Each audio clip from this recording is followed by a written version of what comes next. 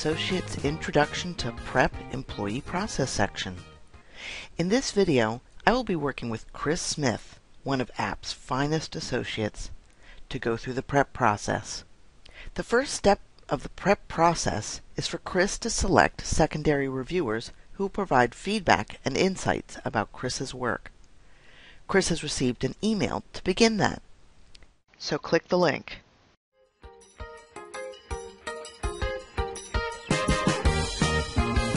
Looking around at the home page here, you can see on the left the navigation pane with the home dashboard and the prep section. The prep section contains several reference documents that you might find helpful as you work on your prep. For employees who have completed prep in our old system, you can actually access them right from here as well. This is a link to your data that you can either print or view online. The Professional Development Catalog provides a way for employees or supervisors to view courses available to APP staff. This is a tool that can be used to identify valuable courses as part of the development plan. The Goals section has changed a great deal from last prep process. Goals and journals can be worked on throughout the year. They will be covered more in other training courses. The View and Print section allow you to see and print prep documents that are completed and not currently being worked on. The Help Center will provide you with documents that will supplement this training video in case you need assistance along the way. The next section of the home page that I want to show you is the Profile section over here on the right side of the screen. It would be a good idea for you to take a look at it and make certain that everything is correct. The system uses the word Direct Manager, where we tend to use the words Supervisor or Manager. The bottom section here is the most important, My To-Dos. This will give you a list of the tasks that you need to work on. The first part of the prep process is to elect your secondary reviewers who will provide feedback that your manager will see and factor into your review as their commentary is considered. It starts off in the My To-Do section as live and untouched because you have not selected a secondary reviewer. This is something that you want to do even if you don't have a secondary reviewer.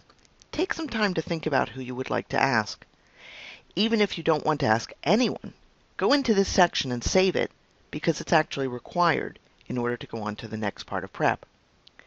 At the top of the screen, notice there's a section called Show, and this allows you to see instructions about how to proceed.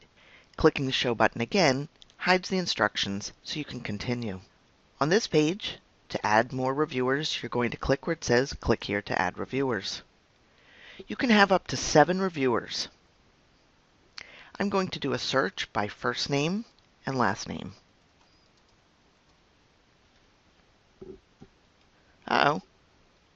She's not showing up. Oh, that's odd. Let me try taking out her first name and try a search again. The reason I wasn't finding her is because her name is actually M. Lisa Butterfield. So that would be important to remember, that sometimes people's names aren't always what they appear.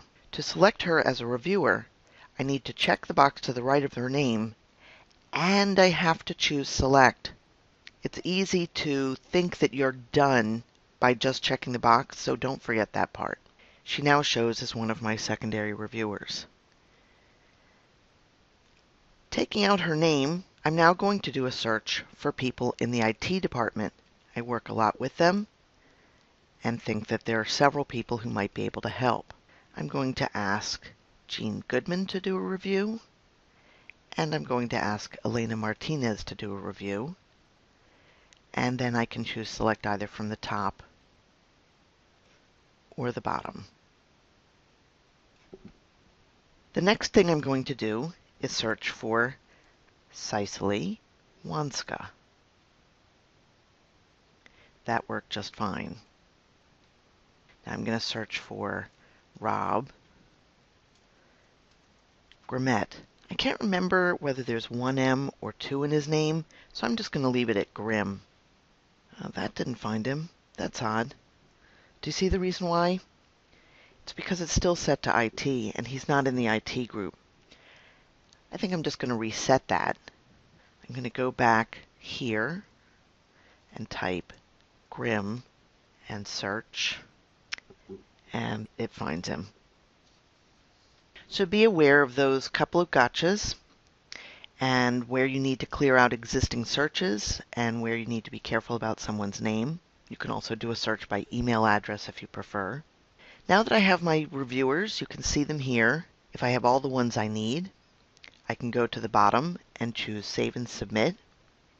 Hold on for a moment. I'm going to go back to the top section because now that I think about it, I'm going to remove Rob Grimmett as a reviewer. I didn't get him a birthday present, and I think he might be a little angry with me still. I'm going to go to the Remove button here, click, and now I have my secondary reviewers. I'll scroll back down to the bottom, give it one more good thought, and choose Save and Submit.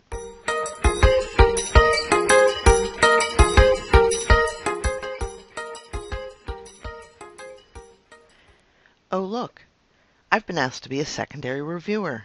I'm so honored. I'm going to open that email, and I'm going to open the link to the secondary review.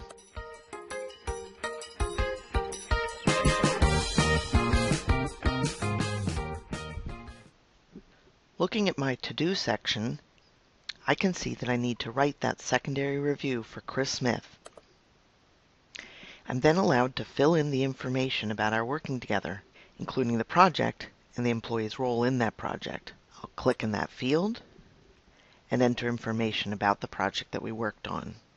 You can run spell check yourself, or when you choose Done, it will run a spell check for you. The fields are unlimited size. If you want, you can even copy text and paste them into the field to give you a starting point. When I want to go back to edit something, I can just click on that field, make the changes, choose Done. Note that the system will indicate which remarks are mandatory and which are optional. If I am not yet finished, I can choose to save this as a draft. As you can see, I can choose to print my remarks. When I'm done, I can choose Submit. If I want to look at the comments again, I can always do so from my home screen on the navigation pane in the View and Print section.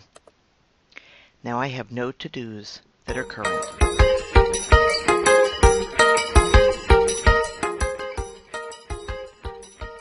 When Chris Smith submitted the secondary reviewer's request, Chris also was sent an email that it's time to write your self-appraisal.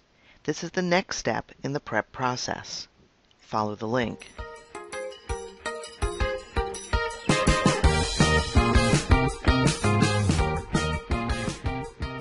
Notice the to-do section has changed, including Write Appraisal for Self. It's now live and untouched. At the top of the screen, you can click to view instructions, and when you're satisfied, you may choose to click to hide them again. There are several sections of the Performance Review Evaluation Plan based on 3 criteria: the values, performance competencies, and results on performance goals. This year, the values section will not be mandatory and will not be part of the mandatory evaluation process because it is new. You can select your remarks and enter your feedback. This field, as with other fields, is virtually unlimited in size, and you may even prefer to copy and paste information into it to help you to support your remarks. As with other sections, you can choose to spell check your comments, or if you choose not to spell check it, the application will still spell check it when you're done. There are some sections which you will notice are not applicable for LCNs, local country nationals. If you do not know whether you're a local country national, you can check with the HR department, but you're probably not. If you are a local country national, you can put not applicable or NA in that field. If you do not have goals listed here, it's most likely because you either did your prep on paper in the past or because you did not have your goals in the system from last year. Goals for last year are required in order to finish your self-appraisal, so if you do not have goals, that's okay. You can finish all the other parts of the self-appraisal and then save it as a draft and wait for the goals to be entered into the system. When the goals have been entered into the system, you will be notified. At that time, you can come back into prep, scroll to the bottom, and choose Refresh Goals if updated, and the new goals will appear, and then you can finish. Notice that each goal has been weighted in the system so that you can tell how important that goal was in your progress. At the end of the evaluation, you can fill out the performance evaluation summary. When you are finished your performance evaluation, you can submit it. If you are not finished, but you do not want to lose what you've done, you can choose to save it as a draft. Of course, you can also print it. I'm going to save this as a draft in case I think of other things that I want to say.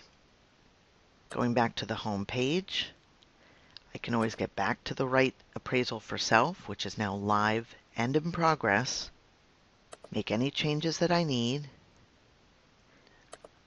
and ready to finish the appraisal. I can scroll to the bottom and choose Submit. Once submitted, I can still see the form and print it in the View and Print section.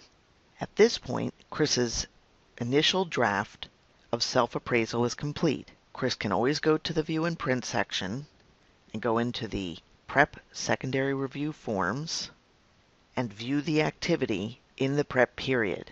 Chris can look at Chris's self-evaluation. In this section, Chris can look at Chris's self-evaluation or the evaluations of secondary reviewers.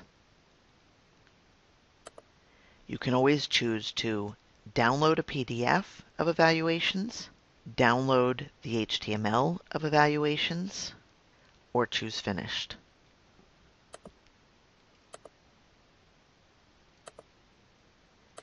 Now Chris can sit back and relax and wait for the supervisor.